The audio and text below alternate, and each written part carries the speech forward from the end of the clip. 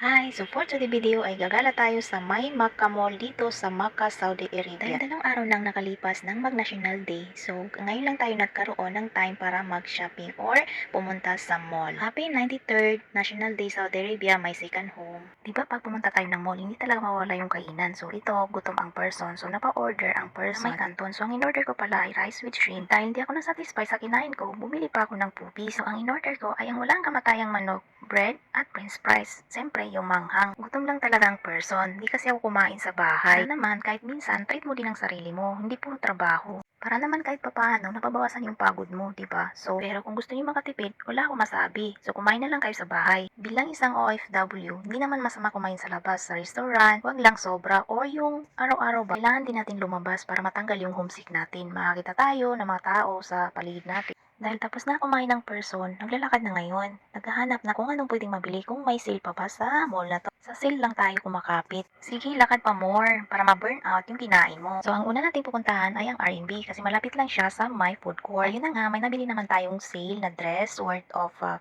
rial, t-shirt na 15 rial, 20 rial. Nakabayad na naman tayo ng 230 rial. Ang next na pinuntahan ko ay ang Max pero wala akong nabili. May mga sale naman sila pero wala akong nagustuhan kaya umalis na lang ako agad-agad. Umikot lang ng saglit para tingnan kung ano yung mga binibenta nila, kung ano yung possible na mabili natin.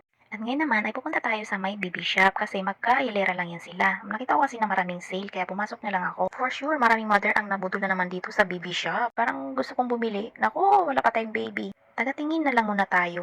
Dahil wala tayong nabili sa may baby shop at sa may red tag, baba na lang tayo at pupunta tayo sa may center point. So, kaya let's go. At napadaan pala ako sa Bath and Body Works pero wala na ako nagustuhan. Ano ba? Nag-shopping ba to or window shopping? At hindi na ako nag-video guys. Nakapunta na ako sa my center point pero wala rin akong nabili.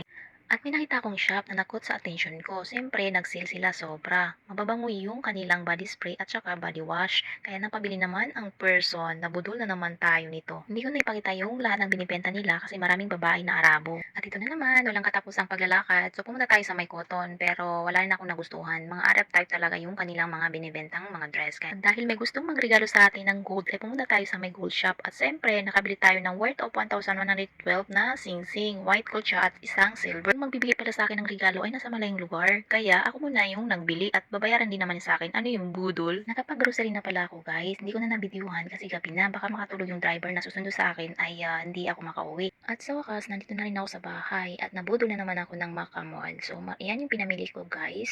Nakabili rin ako ng Nayumi kasi sale din sila. Siyempre, yan ang matibay na mga undergarments dito. So, yan na guys, ang aking napamili. Budol na naman tayo ng National Day. So, nakagastos lang naman tayo ng more than 2,000 star ng Saudi money. So, siyempre, itong mga binili natin ay kailangan din natin sa pang-araw-araw at ang ating pagkain. Siyempre, lahat naman ng pinamili ko ay worth it naman kasi basic needs natin. At sa mga nagsasabi ng gastos-gastos ko, kahit saan-saan, gala dito, gala doon, kailangan natin yan sa buhay. Kailangan natin gumastos, di ba? Kaya nga tayo nagtatrabaho para gastusin, di ba? Pero mag-ipon din kahit papaano, hindi puro gastos. Ang tip ko lang sa inyo guys, bago tayo gumastos, magtabi muna tayo. At kung may sobra-sobra, saka tayo mamili na kung ano yung gusto natin sa buhay, di ba? At siyempre, bago gumastos or bumili ng isang bagay, pag-isipan mo muna ng maraming beses. Gaya ng iPhone 15, bagong labas. Gustong-gusto kong bumili pero naisip ko na parang hindi worth it yung halaga niya. Kaya naisip ko na gold na lang yung bilihin ko. Mas mahalaga pa yun at mas mapapakinabangan ko sa mga susunod na panahon.